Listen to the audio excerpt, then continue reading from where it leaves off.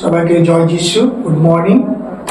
অনেকদিন পরে আমরা বিশেষ করে ঈশ্বরের আমরা বাক্যেতে আসলাম, তাই ধন্যবাদ দিই ঈশ্বরকে।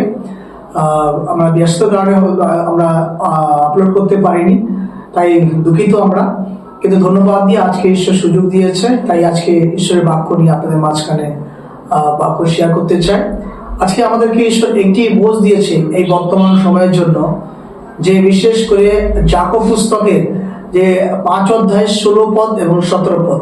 আমরা আগে বাক্যটি পাঠ করি, তারপর তার ব্যাখ্যা বা বিশ্লেষণ করব।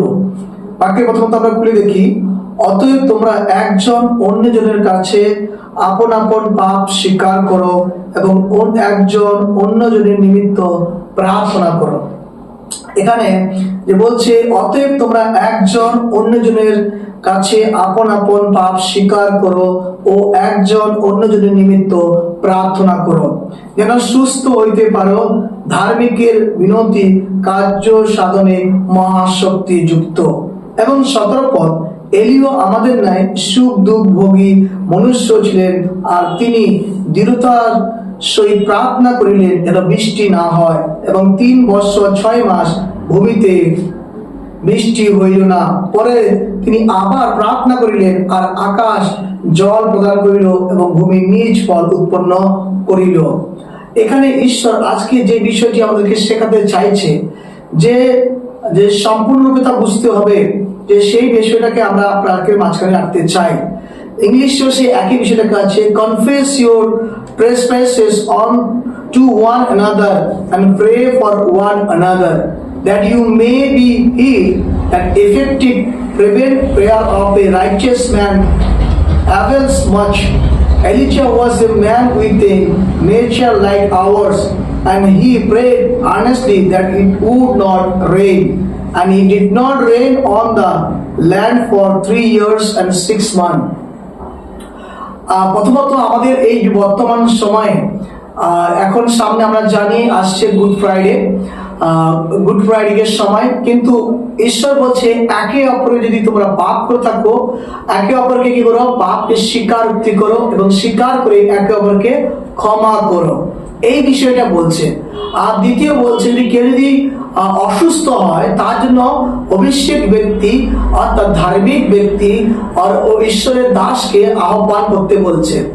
আর ওই দাস এসে যদি প্রার্থনা করে সেই অসুস্থ ব্যক্তির জন্য বা যে পাপী ব্যক্তির জন্য, তাহলে বিশেষ করে সেই ব্যক্তি কি হবে? সুস্থ হবে। যদি পাপকে স্বীকার করে, তার ভুলকে স্বীকার করে, তবে ঈশ্বর তাকে সুস্থ করবেন। কার মাধ্যম দিয়ে? ধার্মিক ব্যক্তির মাধ্যম দিয়ে, ঈশ্বরের উপযুক্ত অভিষিক্ত দাসের মাধ্যম দিয়ে সুস্থ করবেন। আর সেই উদাহরণ দিয়েছে, ওই সময় এলিও সুখ দুঃখ ভোগী ছিলেন, ব্যক্তি ছিলেন, তিনি রক্তে মাংসের মানুষ ছিলেন। ঠিক আজও বর্তমানে ঈশ্বরের অভিষিক্ত দাসরা রয়েছে, পবিত্র দাসরা রয়েছে, তাদের দ্বারা প্রার্থনা দ্বারা অনেকের জীবন কি হয়? পাপ স্বীকার করার কারণে সুস্থ হতে পারে। তাই আমি উৎসাহ করছি আজকের এই সময়ে, যে গুড ফ্রাইডের আগে আমরা পাপ স্বীকার করি এবং পাপ স্বীকার করে আমাদের জীবনে যে আত্মায় প্রাণে সর্বাঙ্গে অঙ্গে প্রত্যঙ্গে ভিতরে এবং বাইরে যে আমরা অভিশাপগ্রস্ত রোগগ্রস্ত নানা কোন সমস্যা আছি, তার জন্য আপনি প্রার্থনার জন্য অভিষেক দাসকে খুঁজে নিন এবং অভিষেক দাসের কাছ থেকে আপনি প্রার্থনা নিয়ে আপনি আপনার জীবনকে একটি সুন্দর এবং সুরক্ষিত রাখুন। আমি আপনাদেরকে এই উৎসাহ করছি যে আপনারা এই বাক্যকে আপনারা সম্পূর্ণ শ্রদ্ধার সহিত গ্রহণ করুন এবং স্বীকার করুন। আমি আমাদের এই অনলাইন শিক্ষা কেন্দ্রের মাধ্যম দিয়ে, অনলাইন বিশ্বের বাক্যের মাধ্যম দিয়ে আপনাদের সকল অনলাইন স্টুডেন্টকে, অনলাইন বিশ্বাসী বর্গকে আমি উৎসাহ করি যে আপনারা প্রত্যেকেই এই বাক্য অনুষ্ঠানে আপনার যদি কোনো ভুল থাকে, তাহলে আপনারা স্বীকার করুন এবং একে অপরকে ক্ষমা করুন এবং অভিষিক্ত দাসের মাধ্যম দিয়ে, ধার্মিক ব্যক্তির মাধ্যম দিয়ে আপনি সুস্থ হন এবং আপনার আশেপাশে যারা আছে তাদেরকে সুস্থ করুন। ঈশ্বর আপনাদেরকে আশীর্বাদ করুক, মঙ্গল করুক। আর আপনারা আমাদের অনলাইনের মাধ্যম দিয়ে আরো ঈশ্বরের নিগুড়ত্ব দেখুন, কি করে প্রার্থনা করতে হয়, কিভাবে ধার্মিকের প্রার্থনা ঈশ্বর শুনে কেমন প্রভাব কার্য করে। ঠিক এলিয়া যেমন যখন প্রার্থনা করেছিল, বিশেষ করে 3 বছর 6 মাস বৃষ্টি হয়নি এবং তারা লোকেরা অনেক সমস্যার মধ্যে ছিল।